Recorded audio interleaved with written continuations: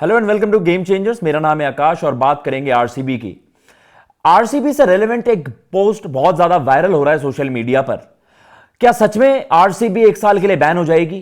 क्या defending champions 2026 IPL में feature नहीं करेंगे? अब देखिए, सोशल मीडिया पर कोई भी एक पोस्ट वायरल हो जाता है तो कहीं ना कहीं लोग फिर सवाल उठाने लग जाते हैं कि भाई ये कितना सही है, कितना गलत है, क्या जो सोर्सेज हैं वो ऑथेंटिक हैं, कितनी सच्चाई है उन पोस्ट में जो कि बहुत ज्यादा वायरल हो रहे हैं। अब देखिए, हमने रिसेंटली देखा है कि इवन जिन भी सोशल मीडिया आप कह सकते हैं कि अकाउंट्स पर वेरीफाइड वहां पर टिक होता है तो कहीं ना कहीं लोग उसको एकदम से क्रेडिबल सोर्स मानने लग जाते हैं एंड देन वो सारी चीजें वायरल होती हैं और इस तरीके की खबरें वहां पर बनती है। इवन ये रेफरेंस बड़े बड़े आप कह सकते हैं कि जो मीडिया जायंट्स हैं, प्रिंट में हम बात कर रहे हैं, प्रिंट के मीडिया जायंट्स ने इसकी भी रेफरेंस दी है और कहीं ना कहीं सारी चीजें एक्सप्लेन करी है।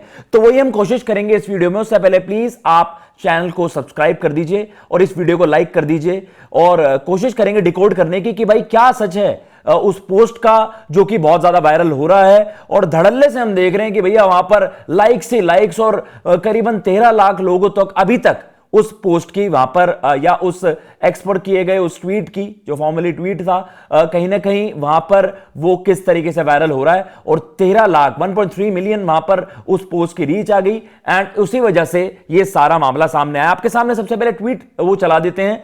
तो ये एक आप कह सकते हैं एक अकाउंट है जी, टाटा आईपीएल 2025 कमेंट्री, ये वेरीफाइड है और यहां पर आप देख सकते हैं कि एक पोस्ट होता है जिसकी आप रीच यहां पर देख भी सकते हैं स्क्रीनशॉट में 1.3 मिलियन।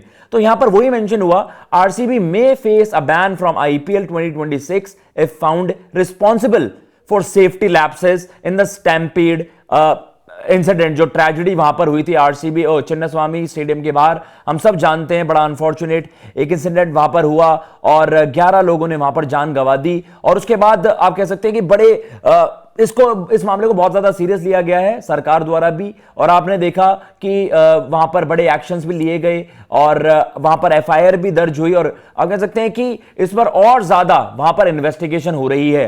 तो कहीं ना कहीं वो जो ट्वीट है वो वायरल हो गया और कहीं ना कहीं लोगों में फिर ये डर बैठ गया, इवन आरसीबी फैंस में ये डर बैठ गया कि भाई ये सच है क्या है। तो यहां पर इसको लेकर अभी तक बीसीसीआई की तरफ से कोई भी ऑफिशियल मीडिया एडवाइजरी जारी नहीं हुई है। अगर आप देखें, उन्होंने एक और वहां पर आर्टिकल का रेफरेंस दिया गया है, मतलब आप देखेंगे इस ट्वीट के अगर आप थ्रेड में जाएंगे तो एक और वहां पर रेफरेंस दिया गया है, उसमें ये मेंशन्ड है मे बी बैंड। तो बैंड क्यों, तो उसका जो मेन तर्क जोड़ा जा रहा है, अगर हम जाएं तो ऑब्वियसली जो इन्वेस्टिगेशन वहां पर हुई भी है वो सारी चीजों की बात करेंगे। तो आपके सामने वो भी चलाते हैं कि भाई अभी तक क्या कुछ एक्शन वहां पर लिया गया। आपको रिसेंटली हमने अपडेट भी दी थी कि केएससीए के 2 बड़े अधिकारियों ने मॉरल रिस्पॉन्सिबिलिटी लेते हुए वहां पर आप कह सकते हैं उन्होंने भाई वहां पर रिजाइन दे दिया अपने पदों से। और कहीं ना कहीं उससे पहले ये सारी चीजें थी, अगर हम सीक्वेंस में बताएं, निखिल सौसाले जो आरसीबी के हेड ऑफ मार्केटिंग है, उन्हें वहां पर अरेस्ट किया गया था, उनकी गिरफ्तारी हुई थी। और उसके अलावा जो डीएनए एंटरटेनमेंट है और जो भी इवेंट मैनेजर्स वहां पर हैं, जो भी उनसे रेलेवेंट है, उसके जो एम्प्लॉयज हैं डीएनए एंटरटेनमेंट के, उनको वहां पर अरेस्ट किया गया। एंड देन जिनकी हम बात कर रहे हैं कि senior event manager Kiran Kumar और सुनील मैथ्यू जो कि वीपी हैं बिजनेस अफेयर के। उसके अलावा Bengaluru police commissioner B Dayananda, additional commissioner Vikas Kumar, DCP Shekhar H Tekannavar, उनको भी वहां पर सस्पेंड किया गया था। तो ये बहुत ज्यादा इसको लेकर सीरियस थी, सरकार के भी बड़े कदम वहां पर थे।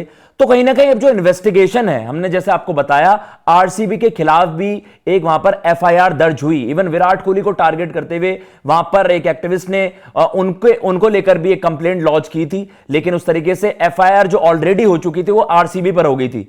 तो अभी जो आरोप लगे हैं आरसीबी पर, द फ्रेंचाइजी पर, अगर वो सारे जैसे सेफ्टी लैप्सेस की वहां पर बात हुई है तो ये माना जा रहा है, ये उन्होंने बता दिया, जो ये रेफरेंसेस ड्रॉ की जा रही हैं कि भाई ये एक्सपेक्टेड लाइंस पर है। अगर आरसीबी वहां पर गिल्टी पाई जाती है, फ्रेंचाइजी वहां पर गिल्टी पाई जाती है, तो कहीं ना कहीं फिर ये रेफरेंसेस दिए गए कि इस तरीके से वो एक्शंस लिए जा सकते हैं जिनका आरसीबी फैंस को डर है, या फिर जो सोशल मीडिया पर सर्कुलेट भी कर रहे हैं कि आरसीबी को 1 साल के लिए बैन कर दिया जाएगा। ये अभी बीसीसीआई की तरफ से इस पर कोई भी ऑफिशियल मीडिया एडवाइजरी नहीं है कि क्या इस तरीके के कुछ सैंक्शंस वहां पर लग सकते हैं। लेकिन इससे पहले आपको याद आएगा आईपीएल में एक बड़ा विवाद हुआ था, बड़ा स्कैंडल सामने आया था 2015 के बाद। आपने देखा था कि जो 2013 स्पॉट फिक्सिंग मामले में लोधा कमेटी की जो इन्वेस्टिगेशन थी, उसके बाद आपको पता है सीएसके और राजस्थान रॉयल्स, एमएस धोनी की सीएसके बड़ी फ्रेंचाइजी और राजस्थान रॉयल्स, तो कहीं ना कहीं उस मामले में भी 2 साल का बैन इन दो टीमों को वैसे माना जाता है। दुनिया कहती है कि भाई कड़ा रुख वहां पर नहीं अपनाया जाता क्योंकि बड़ी फ्रेंचाइजी नहीं। सीएसके और आरआर को भी बैन किया गया था, वो मामला बिल्कुल डिफरेंट था, लेकिन ये मामला भी बहुत ज्यादा गंभीर है। और ऑब्वियसली इसको लेकर जब ये विवाद या ये जो सारा मामला है, बड़ा अनफॉर्चुनेट वहां पर इंसिडेंट हुआ, 11 जाने वहां पर गई और इस तरीके से वहां पर कड़े रुख अपना रही है सरकार, तो ये वो माना जा रहा है, ये वो पूरी सच्चाई है। अभी इस पर कोई भी ऑफिशियल बीसीसीआई की तरफ से एडवाइजरी नहीं है, ये बस रूमर्स हैं, लेकिन इन्वेस्टिगेशन जारी है और सब वही है कि सब नतीजे का वेट कर रहे हैं, जजमेंट का वेट कर रहे हैं कि अगर वहां पर आरसीबी पर जो भी आरोप लगे हैं वो बेबुनियाद निकलते हैं तो ऐसा कुछ नहीं होगा और आरसीबी वहां पर फीचर करेगी। इस वीडियो में फिलहाल इतना ही। अगर आपको ये वीडियो पसंद आई हो, चैनल को सब्सक्राइब करना बिल्कुल मत भूलिएगा। मैं लेता हूं इजाजत। जय हिंद, जय भारत।